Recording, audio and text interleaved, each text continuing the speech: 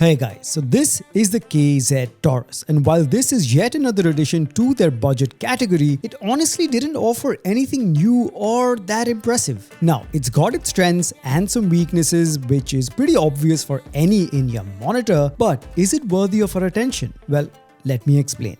As usual, the packaging is pretty bare bones, or eco-friendly as they like to call it. Sliding off the outer cover, inside the box you get the warranty card, different size silicone ear tips, the oxygen-free copper silver-plated cable with 2-pin connectors on one end and a 3.5mm stereo jack on the other. And of course you get the KZ Taurus in-ear monitors themselves. Now, as for the specs, the Taurus houses two 8mm dynamic drivers on each side with an impedance of 36 ohms and a sensitivity of 105 decibels. So since these aren't the most sensitive in-ear monitors, it's essential to pair them with a portable DAC. Nothing too fancy or expensive, just something that can make sure that your in-ear monitors can perform to their full potential without leaving any quality or volume in the tank. And what you get is high fidelity audio every single time.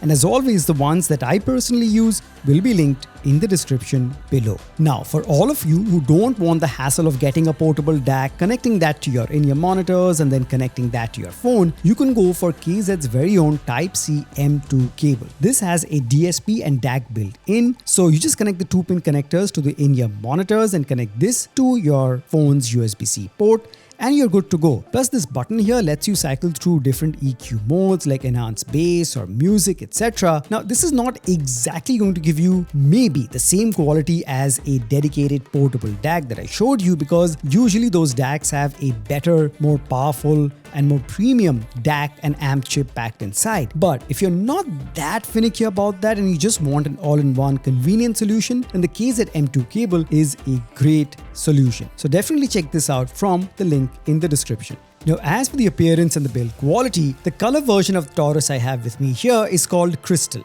basically a completely transparent resin shell that lets you see the drivers inside, and a round metallic design element on the faceplate that also houses a slit as the air vent. Now, in all honesty, it does feel a bit plasticky and not so premium, but on the flip side, it is really lightweight and comfortable to wear, providing a snug fit, and even for long listening sessions, it wasn't too uncomfortable and there was no ear fatigue. Okay, now let's talk about the main criteria, which is obviously its sound quality. Now, as you know, any sound that you hear is broadly made up of 3 major frequencies: the highs, the mids, and the lows. The highs are the treble response, where the really sharp sounding instruments are, the mids where the vocals are, and the low end or the bass response. Now, in general, the KZ Taurus has a mild V sound signature with an extra emphasis on the treble response. The high frequencies are packed with detail and clarity, and also has some decent airiness to them without sounding too harsh. It could be a decent pick for treble heads, as the Taurus sounds extra sparkly, making instruments in the treble range really pop, but it lacks weight and overall richness, at least to my ears. The mids are mostly balanced with a slight emphasis on the upper mids. Vocals tend to sound crisp, but I feel it lacked body and depth, especially for male vocals. Instruments sounded pretty decent with a ton of clarity and acceptable separation between them, but some more warmth would have made them sound more natural in their tonality. And as for the low end or the bass response, the low end is mostly mid-bass heavy with some decent slam. There are some hints of sub-low rumble, but it's not as convincing or consistent. The texture of the bass is acceptable, but doesn't quite hit the sweet spot in terms of punch, depth, and texture overall. The soundstage is moderately wide, with decent spacing between instruments. Imaging is also not too shabby, and as for the gaming experience with these, I felt they're pretty average. For casual gamers, however, this is perfectly fine. Now, this is me trying to be as detailed and in-depth as possible, but for a casual listener or someone who's getting their first in-ear monitor, making a shift from your typical headphones or earphones, this will definitely deliver and sound better.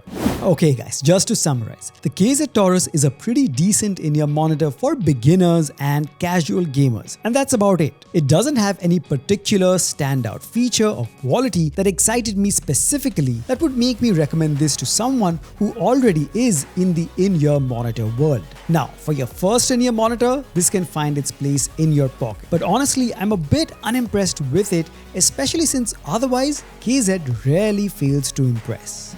Alright, so there you have it guys. That was my review of the KZ Taurus in-ear monitor. I hope you enjoyed that. If you have any other questions regarding this, do hit me up in the comment section below. As always, the link to this, the DACs that I mentioned, the cable, everything will be placed in the description for your convenience. And I would really appreciate if you use those links to make your purchase, as that would help me run this channel and I can produce more such high quality and helpful content just for you guys. So thank you so much for stopping by. Make sure to smash the like button, subscribe if you haven't already, share this video, and as always, I'll catch you guys very soon in the next one.